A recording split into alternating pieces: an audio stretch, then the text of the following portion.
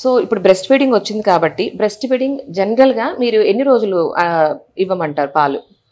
Exclusive breast feeding first 6 months exclusive breast feeding advice చేస్తాము. తర్వాత after 6 months weaning start చేస్తాం. But weaning తో పాటు బ్రెస్ట్ ఫీడింగ్ అనేది ఇస్తూ ఉండాలి. ఎందుకంటే బ్రెస్ట్ మిల్క్ లో వైటమిన్స్, న్యూట్రియంట్స్, ఇమ్యూన్ బూస్టర్స్ ఉంటాయి కాబట్టి బ్రెస్ట్ ఫీడింగ్ అనేది మస్ట్. యూజువల్గా అప్ టు 1 year అయితే మస్ట్. ఇంకా వీనింగ్తో పాటు ఇంకా ఇవ్వగలిగితే 2 years వరకు కూడా ఇవ్వచ్చు బ్రెస్ట్ ఫీడింగ్. అండ్ ఇంకొకటి పోస్ట్ నేటల్ ఎక్సర్సైజెస్ కూడా ఇంపార్టెంట్. బ్యాక్ బోన్ స్ట్రెంథనింగ్కి, బ్యాక్ ఏక్ రాకుండా ఉండడానికి పోస్ట్ నేటల్ ఎక్సర్సైజెస్ 3 months తర్వాత స్టార్ట్ చేయొచ్చు. అది కూడా ఇంపార్టెంట్ బ్యాక్ ఏక్ ప్రివెంట్ చేయడానికి.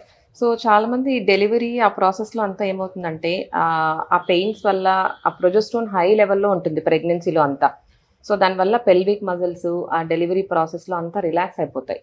సో డెలివరీ తర్వాత వాళ్ళకు యూరిన్ లీక్ అవ్వడము, కింద వెజైనా లాక్స్ అయిపోవడము, వెజైనా నుంచి గ్యాస్ రావడము అండ్ వెజైనల్ లాక్సిటీ అంటామన్నమాట. ఇవన్నీ ఉంటాయి. సో మేడం చెప్పినట్టు post natal exercise, Kegels exercise అంటాము. ఇవి చాలా ఇంపార్టెంట్ అండి. కనీసం 3 to 4 months ఈ ఎక్సర్సైజ్ చేస్తా balanced diet, high protein diet తీసుకొని ఈ ఎక్సర్సైజ్ చేసుకొని ఈ అబ్డామినల్ బెల్ట్ ఒకటి అడ్వైస్ చేస్తాం. సో వీటి వల్ల వాళ్ళకి ఏదైతే ప్రీ ప్రెగ్నెన్సీ మజిల్ స్ట్రెంగ్త్ ఉందో అదంతా రీగైన్ చేసుకోవచ్చు.